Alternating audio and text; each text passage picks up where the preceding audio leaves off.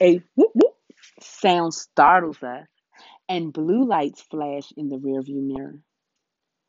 When I was 12, my parents had two talks with me. One was the usual birds and bees. Well, I didn't really get the usual version. My mom, Lisa, is a registered nurse, and she told me what went where and what didn't need to go here, there, or anywhere till I'm grown. Back then, I doubted anything was going anywhere anyway. While all the other girls sprouted breasts between sixth and seventh grade, my chest was flat as my back. The other talk was about what to do if a cop stopped me. Mama fussed and told Daddy I was too young for that. He argued that I wasn't too young to get arrested or shot. Star, star, you do whatever they tell you to do, he said. Keep your hands visible. Don't make any moves. Only speak when they speak to you. I knew it must have been serious. Daddy has the biggest mouth of anybody I know. And if he said to be quiet, I needed to be quiet. I hope somebody had the talk with Khalil. He cusses under his breath, turns Tupac down, and maneuvers the Impala to the side of the street. We're on Carnation, where most of the houses are abandoned and half the street lights are busted. Nobody around but us and the cop. Khalil turns the ignition off. Wonder what this fool wants. The officer parks and puts his brights on. I blink to keep from being blinded. I remember something else Daddy said. If you're with somebody, you better hope they don't have nothing on them or both of y'all going down. Kay, you don't have anything in the car, do you? I ask. He watches the cop in his side mirror. Nah. The officer approaches and the officer approaches the driver's door and taps the window. Khalil cranks the handle to roll it down.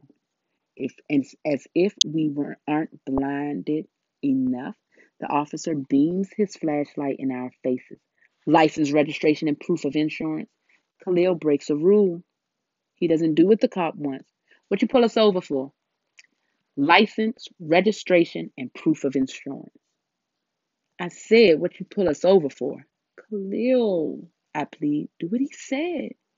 Khalil groans and takes out his wallet. The officer follows his movements with the flashlight. My heart pounds loudly, but Daddy's instructions echo in my head. Get a good look, get a good look at the cop's face. If you can remember his badge number, that's even better. With the flashlight following Khalil's hands, I make out the numbers on the badge. 115. He's white, mid 30s to early 40s, has a brown buzz cut and a thin scar over his top lip. Khalil hands the officers his papers and license. 115 looks over them. Where are you two coming from tonight? None ya, Khalil says, meaning none of your business. What you pull me over for? Your tail light's broken. So are you gonna give me a ticket or what? Khalil asks. You know what? Get out of the car, smart guy. Man, just give me my ticket. Get out of the car. Hands up where I can see them. Khalil gets out with his hands up. 115 yanks him by his arms and pins him against the back door. I fight to find my voice. He didn't mean hands on the dashboard. The officer barks at me. Don't move.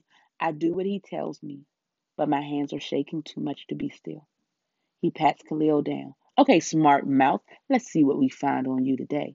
We ain't gonna find nothing, Khalil says. 115 pats him down two more times. He turns up empty. Stay here, he tells Khalil. And you, he looks in the window at me, don't move. I can't even nod. The officer walks back to his patrol car. My parents haven't raised me to fear the police, just to be smart around them. They told me it's not smart to move while a cop has his back to you. Khalil does. He comes to his door. It's not smart to make a sudden move. Khalil does. He opens the driver's door. You okay, Star? Pow! One. Khalil's body jerks. Blood splatters from his back. He holds on to the door to keep himself upright. Pow! Two. Khalil gasps. Pow! Three. Khalil looks at me, stunned. He falls to the ground. I'm 10 again, watching Natasha drop. An ear splitting scream emerges from my gut, explodes in my throat, and uses every inch of me to be heard. Instinct says, don't move. But everything else says, check on Khalil. I jump out at the Impala and rush around to the other side. Khalil stares at the sky as if he hopes to see God. His mouth is open like he wants to scream. I scream loud enough for the both of us. No, no, no is all I can say. Like like a year old, and it's the only word I know. I'm not sure how I end up on the ground next to him. My mom once said that if someone gets shot, try to stop the bleeding, but there's so much blood, too much blood. No, no, no. Khalil doesn't move. He doesn't utter a word. He doesn't even look at me. His body stiffens. He's gone. I hope he sees God. Someone else screams. I blink through my tears. Officer 115 yells at me, pointing the same gun he killed my friend with. I put my hands up.